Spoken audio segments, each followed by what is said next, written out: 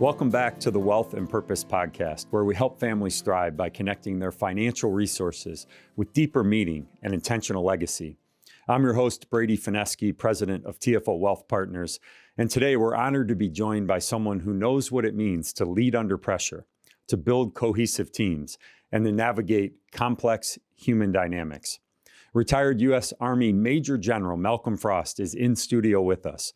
Over his distinguished military career, General Frost served in combat and leadership roles across the globe, including commanding large organizations during deployments to Bosnia, Afghanistan, and Iraq.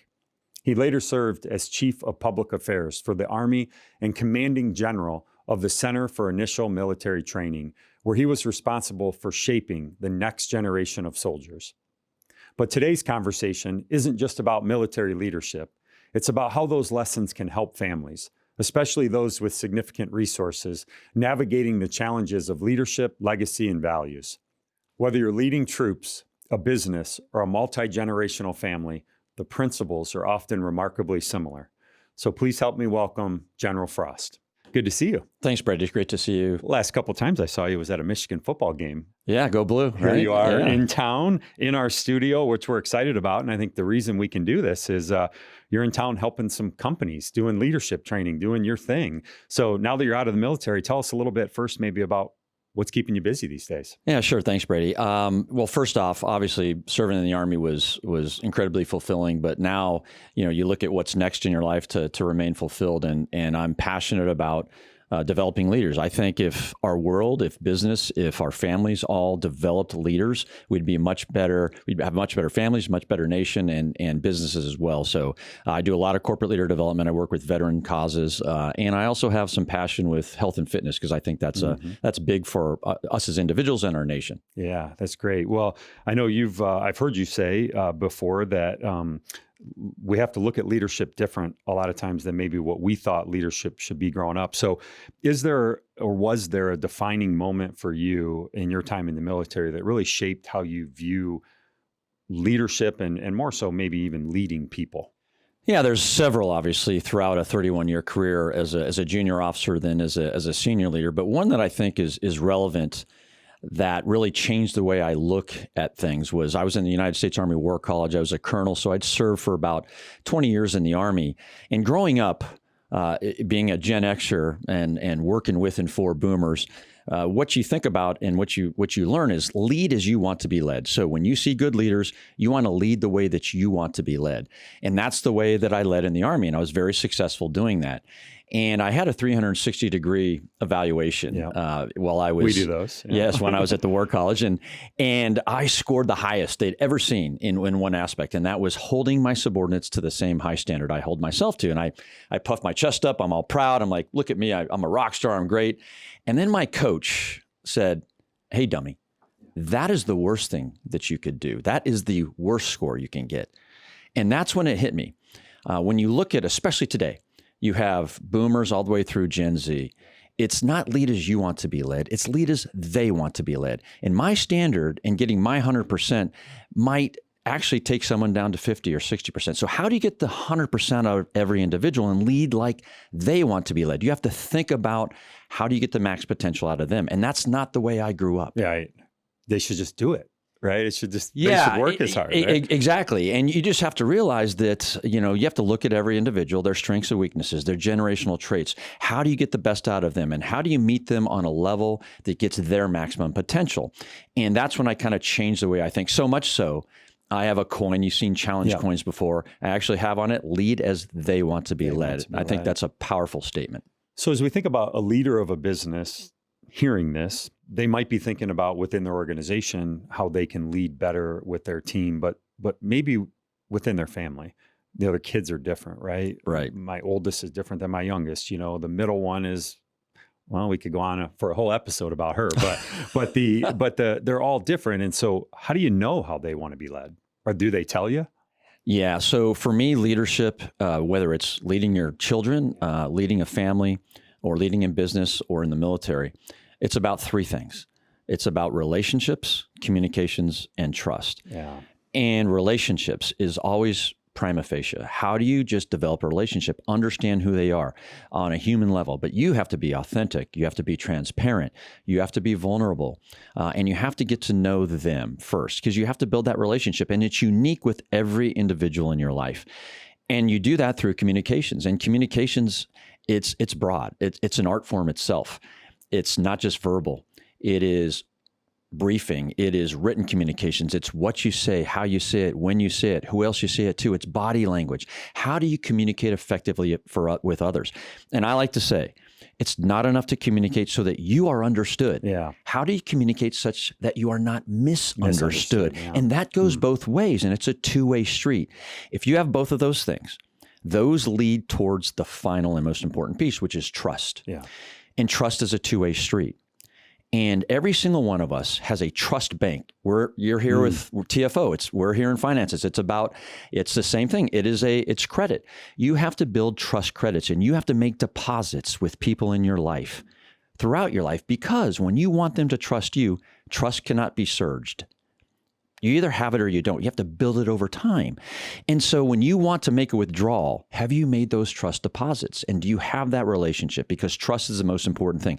If you don't have trust, then you cannot move forward in a relationship as a family, as a business, in the military, and as leadership. So for me, that's the most important thing is trust. And you can't have it without the relationship. So I envision you taking these 18-year-old kids out of high school, boys and girls, and having to figure out how to throw them into these life and death situations, and the leadership that must have taken, but how some of those skills, whether it is the communication, the briefing, how do you develop that quickly with these strangers? I mean, and when we're talking about within our own families, maybe if someone was away for a while building the business, they're back, they have this son who isn't talking to them. They don't, I just think about getting these 18-year-old kids and trying to get them into a cohesive group to go accomplish something that literally is life or death. Right. Yeah. So the first thing you have to do is, as a leader, first thing you have to learn is you have to lead yourself first. So you have to lead yourself first. And every single person is a leader. Everyone in this room is a leader, because at a minimum, you lead yourself. And by doing so, you lead others by example you don't even know you're leading. And so the example you set is incredibly important. There's a formula for trust, really, that's out there. If you just Google it, it's easy to find. But it's about credibility plus reliability. So credibility, do they believe what you say? Reliability, do you walk the talk? Mm-hmm. And then it's about intimacy. Do you have that interpersonal relationship? But that is a numerator, those three things added over a denominator, which is your self-orientation. How much do you focus on yourself versus others? And so are you purposeful in that? But you have to build it on a foundation of values. There you go. That's where I was going to go next, because it seems like that all sounds great until there's a moment of crisis. Right. And for you, that crisis was gunfire. For families, that crisis might be, an event, a divorce, a death, something that thrusts someone maybe at a younger generation into a leadership role, or something that could really fracture the family. And so the Army in particular, I imagine, has a strong mission, values. Is that communicated earlier? Is that do you go to that in the time of crisis? Yeah. So first off, you have to have a foundation of values, and we. But values are only as important as the culture of the organization. And so how do you build a culture? You have to start with values. You have to build a foundation of discipline. And then you have to throw people into a situation where they build cohesion with common goals, with common adversity, where they get to know each other and start to rely on each other. And so how do you build that? How do you build a team building event? How do you put people into situations where they have to rely on each other? And once you do that, then you build those bonds. But you have to start with values. And the Army's it's actually the acronym leadership, believe it or not. It's been there since 1998. It's loyalty, duty, respect, selfless service, honor, integrity, and personal courage. And so leadership. Now, I would add to that humility, and the Army is very strong on humility now as well. But I'm saying all that, that's buzzwords, but you have to build this through time spent. So, because presence matters. You can't just say it. You as a leader have to be present. You have to be present with your family, present with your children. You have to, do things with them. You have to spend time with them, get to know them. You have to do team building and cohesion events. You have to bring them into adversity. And I would say one final thing that's hugely important. It's about the why. Yeah. Why do we exist as individuals in a family? Yeah. What is important? What is it about? Where are we trying to go in life? Yeah. And I call that fulfillment. Yeah. So for me, life is three things. It boils down to three F's. And I joke with folks when I do leader development, it's not frost. Right, it's family, faith, and fulfillment. Yeah. The first is family, whatever you call family. And you talked about it. It could be family you marry into. Yep. It could be your organic family. It could be friends that are family. It could be your work family. You have to take care of that every day. And if you aren't managing and taking care of that every day, you're going to lose it. Faith, what do you believe in? It can be spiritual, doesn't have to be. Yeah. For me, it's the institutions of this nation. We're a grand experiment. We have the worst form of government on earth. That's a great joke, except for every other one, right? Meaning it's imperfect, right? But I believe in it. But fulfillment, what is your why? The broader purpose in life. Yeah. What is your why? Yeah. And do you have those conversations with your family? What's important to us as a family? What's important to you as an individual? How do we fulfill you for what you want to be and where you see yourself and what you want to achieve? And here's what we want to do as a family. Finances are just a part of that. Your wealth is just a part of that. If you don't have a why, a North Star to guide yourself to, for us in the Army, it was defending and supporting the Constitution that is of, by, and for the people of this nation. That was our why and our purpose. What is it for your family? Yeah, no, it makes perfect sense. And I think there's so many parallel tracks we could take here. One of the things you said earlier, and I wanted to jump back to it a little bit, was that the leader has to be in it, right? We can't just, we have to be involved. We have to communicate. We have to know them and have a relationship. You got to be in the thick of it with them.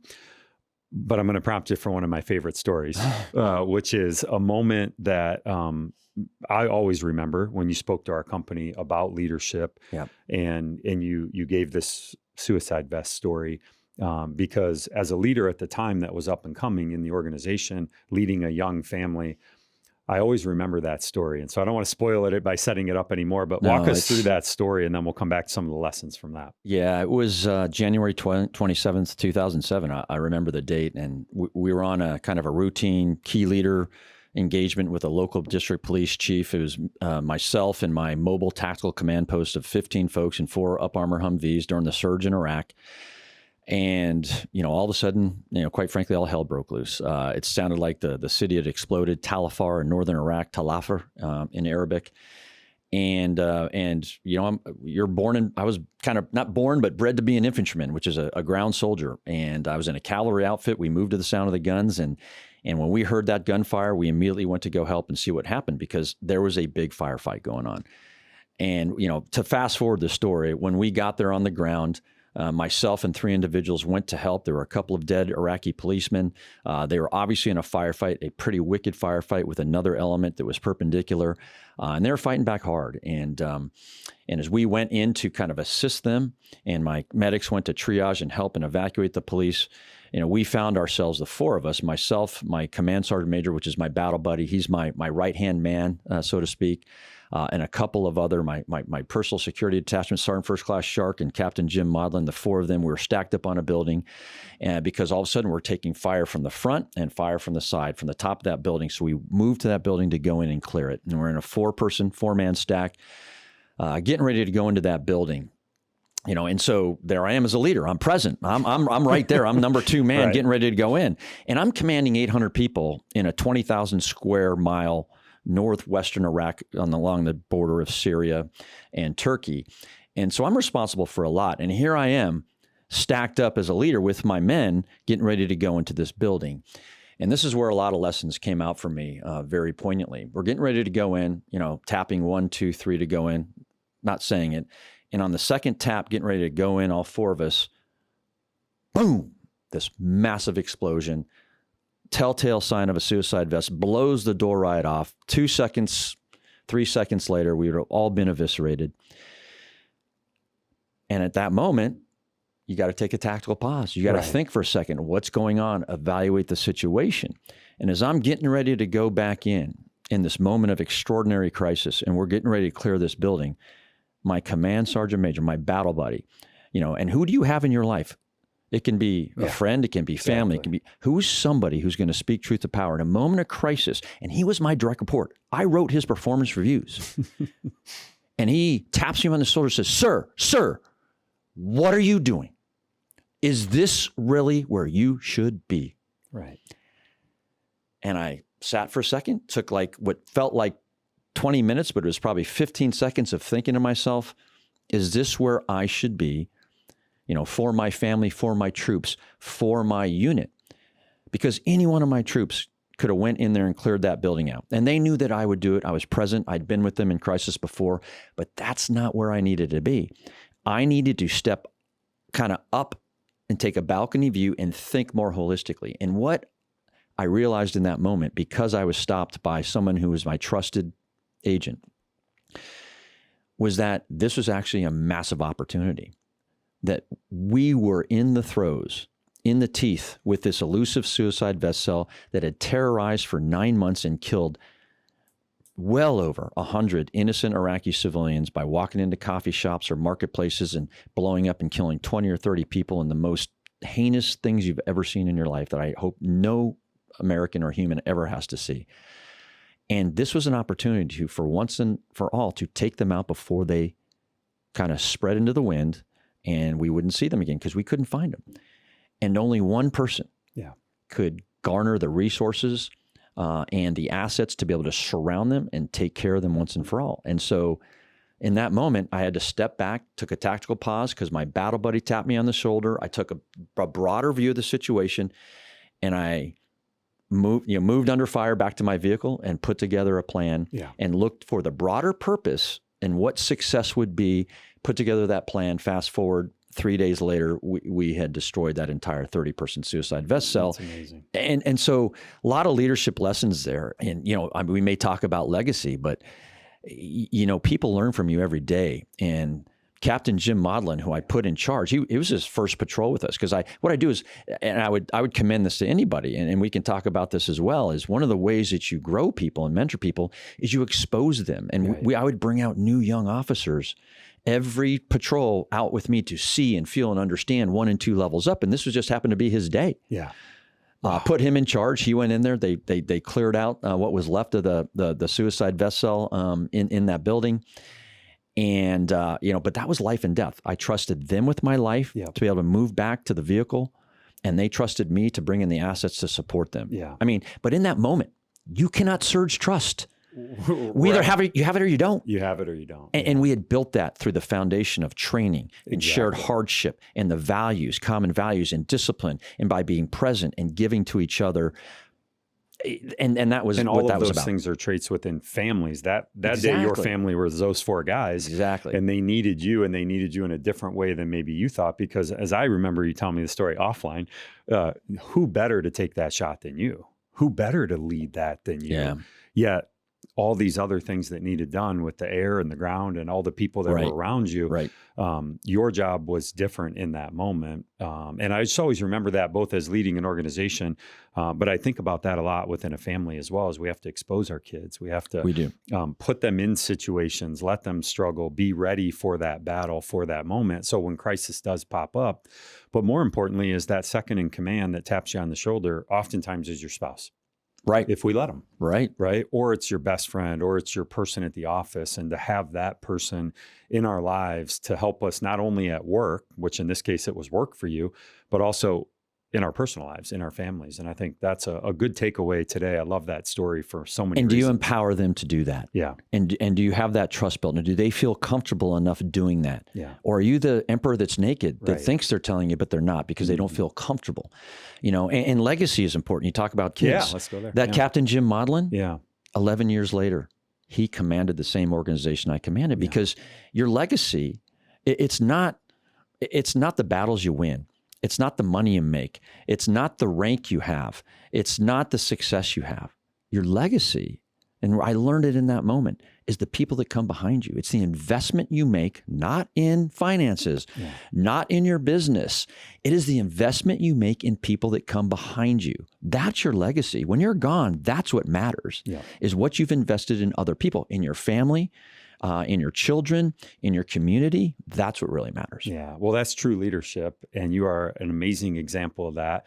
Obviously, thank you for your service. Thank you for everything you've done and the legacy that you continue to have that ripple effect on myself, on Jim, on others here in the organization by being a great friend and client and just a true leader in the industry. I'm excited about this business venture where you're helping all these Fortune 500 companies develop and train their leaders. And I just know they're going to take that home and help their families. And that's really what this pod's all about. So thank you so much for sharing all this with us. Thank you for your service. And it was so awesome to have you here today. No, thanks, Brady. It's my honor and privilege. Listen, I love working with you. I love working with, as you know, when I talk to you guys, that you know, and that back in, gosh, I don't even know how long ago it was, about 2016, 17. Yeah. As soon as I met you and I met this organization and I met the people within it, it was very obvious to me what you were about. And it wasn't about finances. It wasn't about wealth. It was about fulfillment in life with your family and with and your purpose. And this is just one piece of it. And you do so much for all of us and for me and my family. And I want to thank you and the entire TFO team. Thank you very much. You bet. Yep. Thanks. Thank you for joining us on the Wealth and Purpose podcast. If you enjoyed this episode, be sure to like this video, leave us a comment, and subscribe to our YouTube channel. You can also find our episodes on Apple Podcasts, Spotify, or your favorite podcasting platform. If you're inspired to connect your wealth and purpose further, or want to learn more about our firm, please visit our website at tfowealth.com and start a conversation with our team today. Thanks for joining us, and we'll see you next time.